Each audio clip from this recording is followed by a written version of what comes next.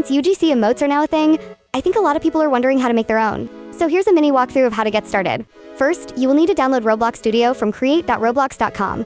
Now, click on baseplate. You can delete the spawn point. Now, at the top, click Avatar. Then, click Rig Builder. Make sure it's R15. For my animation, I chose a feminine mesh avatar from 2012. Now that you have your rig, you can open Animation Editor that's found up here. It will open a timeline. Now, click on the rig. Then click the plus button found next to where it says Rig. Click where it says Add All Body.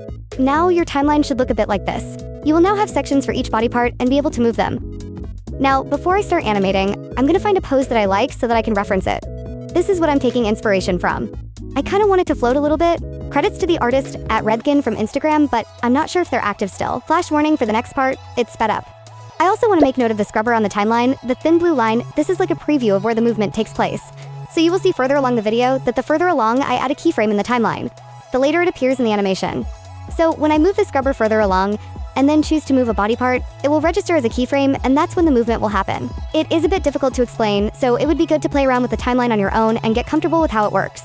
But one thing I do recommend is selecting all the first keyframes, copying them, and pasting them to the end of the timeline so that the animation looks smoother when it loops back to its original position. That looks better. I also recommend having this loop button selected. It makes sure that your animation loops. Okay, nearly done. Find this button. It should look a bit like a wave, and click it. This will turn your animation into a curve. Click Confirm. Here, you can give a name to your animation. Click the 3 dots and publish to Roblox. Now click Save, and once it's done, click on the link. Copy the asset ID.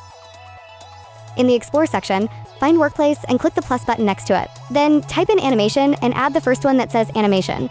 Now you need to open up Properties for the animation. To do that, click View and Properties will be to the left. This window will open, find where it says Animation ID and paste the asset ID you just copied. Now right-click on Animation. Go on Save Export and save to Roblox. This window will pop up. Make sure to give your animation a title and description, and choose to upload it as an avatar item. In Asset category, choose Emote. Then you can upload it for 750 Robux. After you click the link, it'll take you to the page where you can edit the title and description, pricing, etc. And once it goes past moderation, you can upload it to the marketplace for about 1,500 Robux. I have also posted this emote on sale. If you search up my username, here it is.